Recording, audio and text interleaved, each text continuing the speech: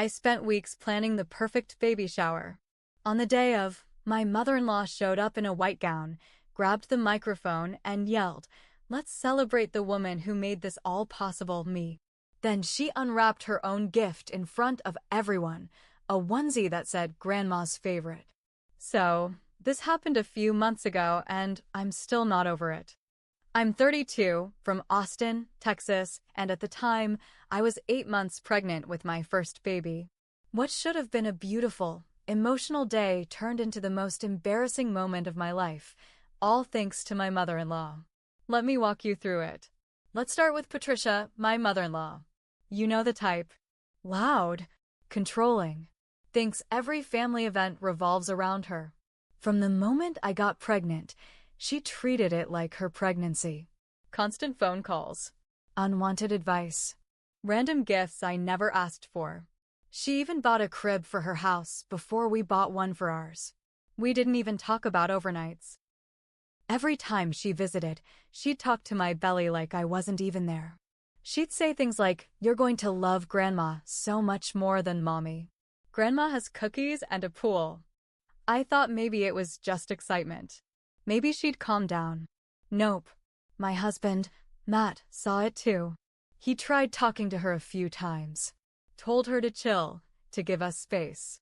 But she always had some passive-aggressive comeback like, "I'm just being a good grandma. Sorry for loving my grandchild." Anyway, I started planning my baby shower around 6 months in. I knew I didn't want anything crazy, just something calm, sweet, and personal. Garden party vibes. Floral dresses. Finger food. Lemonade. Soft music. Just family and close friends in our backyard. I didn't want a big hall. I didn't want party games. I didn't want people guessing the circumference of my belly. When I told Patricia the plan, she looked disappointed. "That sounds boring," she said. I smiled, ignored it, and moved on. 2 weeks later, I got a group text from her. "Shower surprise. I booked a venue. We're doing a safari theme, so fun, right?" I froze. She had invited over 60 people. Some I didn't even know. People from her book club. Old coworkers. Her manicurist. I had invited 20. Only people I actually knew. I called her immediately. "Why would you do this?" She said, "Because you're pregnant and stressed." "I'm helping. Don't worry, I'm great at throwing parties." I said, "But it's my baby shower." She replied, "It's our baby. I mean, without me, there'd be no Matt, and without Matt, there'd be no baby. So technically, this is my celebration too." No joke. That's word for word. I told her to cancel everything. She refused. Said the deposits were non-refundable. Matt stepped in and told her, "We're doing the shower at our house. You're welcome to come, but you're not planning it. Period." She cried. She actually cried. Told him he was choosing his wife over his own mother. Yup. That's the point. Weeks went by. I planned everything myself. My best friend helped. My mom helped. It was going to be beautiful. Sunday came. Weather was perfect. Sunny, warm. Backyard looked amazing. White chairs. Flower centerpieces. A banner that said, "Welcome, baby." I wore a blush pink dress that matched the roses. It was the first time I felt actually happy during pregnancy. Not swollen. Not exhausted. Just excited. People started arriving. Everything was going well. Then I heard it. Gasps. I turned toward the gate, and there she was. Patricia. Wearing a long white gown. Like, wedding gown white. With pearls. A freaking tiara. Holding a white clutch and a microphone. My heart dropped. I could hear whispers. Is that her mother-in-law? Is she wearing a wedding dress? Is this a joke? She walked right up the path like it was her runway. Smiled at everyone. Then, I kid you not, walked up to the mic stand near the cake table. I whispered to Matt, "Stop her. Right now." Too late. She tapped the mic and said, "Hello, everyone. Before we begin, I just want to say a few words. I know today is about the baby, But I think it's also important to celebrate the woman who made this all possible, me. I felt the heat rise up my chest. I was frozen. She went on. Without me, there would be no Matt. Without Matt, no baby. So really, today is a celebration of legacy, of motherhood, of grandmotherhood. Then she pulled out a gift bag. I brought a little present for my future grandbaby. She pulled out a onesie that said in big sparkly letters. People started murmuring. Someone let out a nervous laugh. My aunt looked at me with a WTF face. My best friend looked ready to tackle her. She kept talking. I know there's been some confusion around who's planning what, but in the end, love wins. And I love this baby more than anyone in the world. I felt a weird mix of rage and humiliation. I walked inside to catch my breath, and my mom followed. I was shaking. She asked if I wanted to kick Patricia out. I nodded. Matt came inside. Do you want me to do it? Yes. He went out, pulled Patricia aside. I watched from the kitchen window. I saw her face change. She waved her arms, yelled something, then stormed out the gate, dragging her gown in the grass. Some people clapped quietly. Some looked stunned. Everyone was confused. I took a deep breath, went back out, smiled like nothing happened. The rest of the party was okay, but the mood was off. People kept glancing around like they were waiting for her to pop back in. She didn't. The day after the baby shower, I thought maybe, just maybe, things would calm down. I was wrong. At first, I ignored her. I didn't call. I didn't text. Neither did Matt. We thought silence would send a clear message. But Patricia didn't go quiet. Nope. She went nuclear. 2 days after the shower, my phone started blowing up. Notifications. Messages. Tags. Patricia had posted on Facebook. A long, public post. One of those dramatic ones with emojis, paragraphs, and a sad selfie. It started with, "It breaks my heart to be treated like a stranger in my own son's life. I raised him with love, gave him everything, and now I'm being pushed aside by a woman who only sees me as a threat. All I wanted was to celebrate this beautiful child." It went on and on. She twisted everything. Said she had graciously offered to help and was attacked and humiliated. She said she had no idea her outfit would be seen as offensive and that it was just a formal dress. Then she posted a photo from the shower, one of her holding the mic. Caption: "A grandmother's love is stronger than jealousy." People started commenting. Some were on her side. "Oh no, you don't deserve this. Family should be closer during times like these. You're going to be the best grandma." Others knew better. A few commented things like, "Maybe don't wear a wedding dress to a baby shower? Why are you making this about you?" Respect boundaries. She deleted those. That evening, Matt's cousin Rachel added me to a new group chat. It was called Family Discussion Baby Boundaries. I almost laughed. Inside were Patricia, her 2 sisters, Rachel, and 3 cousins. All from her side. All talking about me. Rachel messaged me privately. "Heads up, Patricia's trying to rally everyone. She wants a family intervention. She says you need to apologize." I said, "For what?" "Having a baby shower?" Rachel, apparently for embarrassing her in front of her people. I left the group. That Sunday, Patricia went to her church, a small, tight-knit group she's been part of for years. She asked the pastor if she could share a personal testimony. He let her speak after service. She got up and said something along the lines of, "When families are torn apart by pride, we must remember that children need all their grandparents. I've been pushed away by someone who doesn't know what family truly means. Please pray for my son and his wife, that they may find humility." Guess who heard about this? My coworker's mom goes to that same church. She texted me right after, saying, "Is everything okay? Patricia spoke today. It sounded really personal." I was furious. This woman turned my pregnancy into her public therapy session. Okay, this part? This part made my blood boil. A week later, I had an ultrasound appointment. Routine checkup. Matt was working, so my mom offered to go with me. Guess who showed up uninvited? Patricia. I walked into the waiting room, and there she was, sitting with a gift bag, smiling like we were best friends. I thought I'd surprise you, she said. I looked at the receptionist. She's not on the guest list. Receptionist. Only one guest allowed. Patricia, she'll want me there. I shook my head. No, I don't. She tried to argue.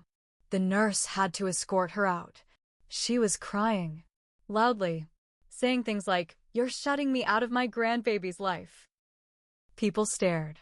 I was mortified. My mom was speechless. 2 days later, we got an envelope in the mail. A formal invitation. You're cordially invited to Patricia's grandbaby welcome celebration date, 2 weeks after my due date. Location, Patricia's house. Guests, over 40 people. Description, come meet our family's newest angel, our gift from heaven, Patricia's first grandchild. Patricia's grandchild. Not mine.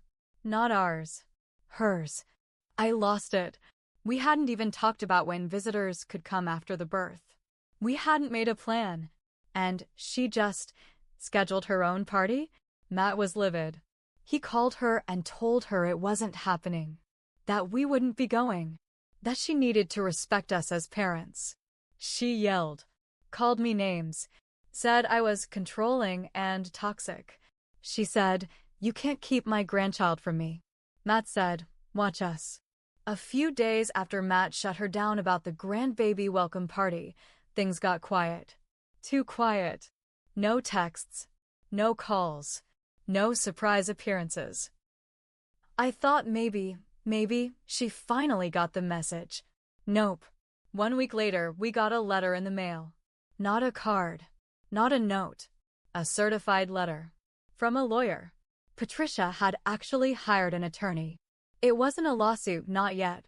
But it was a formal notice stating her intent to pursue visitation rights after the baby was born. It included paragraphs about grandparental bonding, emotional distress, and I swear I'm not making this up, my rights to be present in the early weeks of my grandchild's life. I was shaking. I handed it to Matt.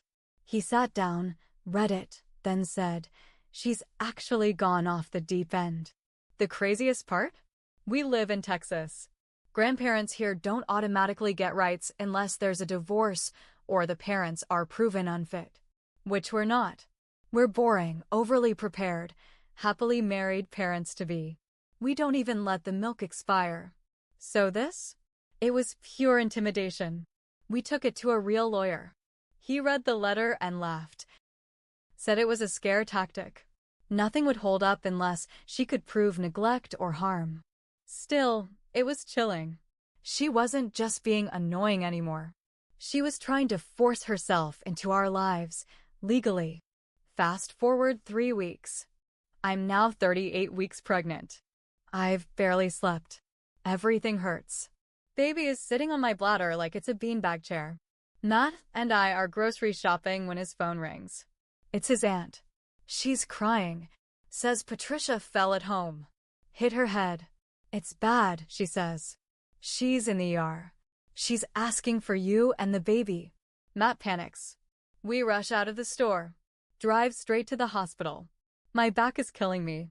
We run inside. Guess who we see through the glass in the ER waiting area? Patricia. Fully dressed. Makeup done. Sitting up. Smiling. She waves. The nurse comes over.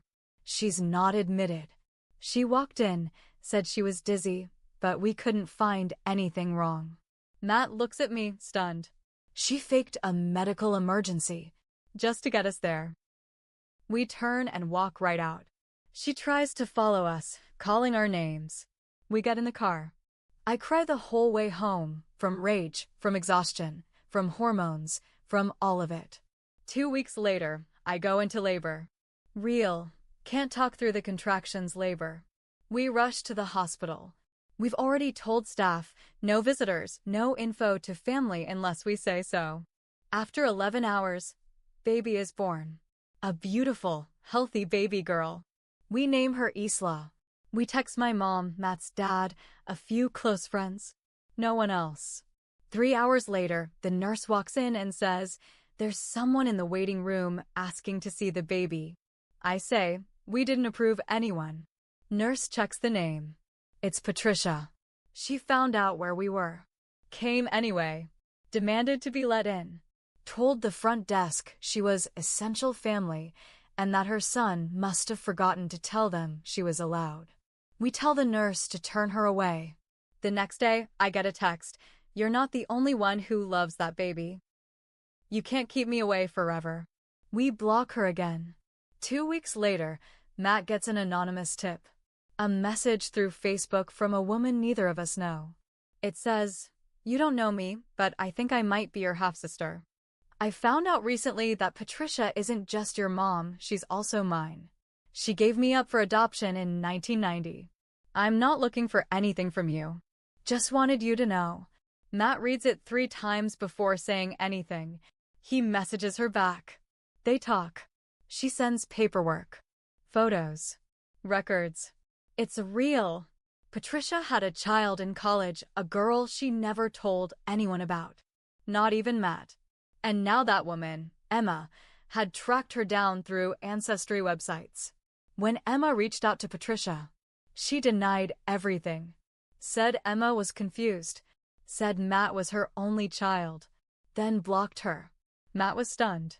Said all this time she's acted like this perfect, devoted mother, and she abandoned her first kid and lied about it for decades. It explained a lot.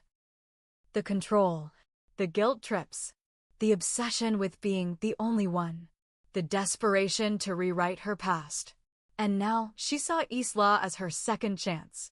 But we weren't going to let her use our daughter to fix her broken story. After the DNA bombshell, I couldn't stay quiet anymore. I wasn't going to let Patricia control our lives or rewrite her past while hiding behind Facebook posts and fake tears.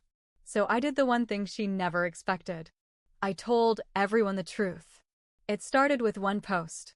I typed it out at 3 a.m. while rocking Isla to sleep. No filters. No sugarcoating. Just the truth. To the family and friends who've heard Patricia's version of events, here's ours. My husband and I planned a baby shower. She showed up in a white gown, hijacked the mic, and made it about herself. She's been crossing boundaries ever since, faking emergencies, threatening legal action, and trying to force her way into our newborn's life. She also lied about her past. My husband just found out he has a half-sister Patricia gave up at birth and then denied existed. If you think this woman is the victim, ask yourself why she keeps rewriting every story she's in. We're not perfect, but we're tired of pretending. This ends now. I attached screenshots, the lawyer letter, her Facebook rant, and even her hospital stunt. Thank you, nurse friend, who confirmed it wasn't real. Then I posted it. I expected chaos. I didn't expect how fast it would explode. Within hours, it had over 100 comments. Family members messaged us, some furious, some apologizing. Her friends were stunned. Some deleted her. Others asked questions she didn't want to answer. She called us over and over. We didn't pick up. Then she showed up at our house. We didn't let her in. 3 days later, she had her meltdown. Public. She went live on Facebook. Hair messy. Eyes swollen. Ranting. I'm being bullied. My own son has turned against me. That woman, she's poisoned him. Now everyone's talking about things that don't concern them. My past is my business. I did what I had to do. And now I'm being erased from my granddaughter's life. It was unhinged. She cried. Screamed. Then ended the live with, "Maybe the world would be better off without me." That last line scared us. Matt called her brother. They checked on her. She was okay. Dramatic, but safe. Still, it shook us up. This wasn't just revenge anymore. It was a mess that spilled into everything, and no one was walking away clean. We decided to meet one last time. Matt, Patricia, and me. In person. Neutral location. A family counselor present. We sat down.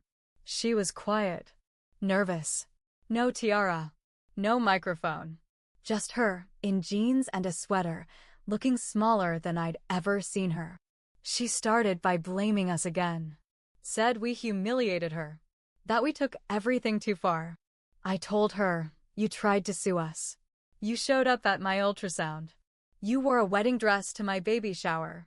She looked at Matt. I just wanted to matter. He said, you could have mattered. You could have been part of this. But you tried to control it. And you hurt us. Then he said something I didn't expect. I need space from you. For a long time. I love you. But I can't trust you around my family right now. She broke down. Said sorry. A few times. Not a full apology, not really.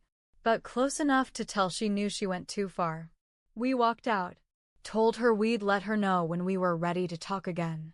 That was 4 months ago. We haven't spoken since. Now here's where I admit something. I wasn't perfect either. I should have been clearer about boundaries sooner. I should have stood up to her from the beginning instead of hoping Matt would handle it. I let things build, and by the time I exploded, I made it public. That hurt people who weren't even involved. I own that. But I also don't regret defending my family. I was done being quiet. Done playing nice while someone walked all over us and called it love. Sometimes protecting your child means breaking a few rules. And sometimes revenge looks like silence. Like blocking the chaos. Like giving people space to sit in the mess they made alone. Patricia made her choices. And now, so have we. Our daughter is safe. Happy. Growing. She doesn't know the drama yet. But one day, she'll ask about her grandma. And I'll tell her this. She was a woman who let her pride get in the way of love. And we gave her every chance to be better. But when someone keeps choosing control over connection, sometimes the only thing left to do is let go.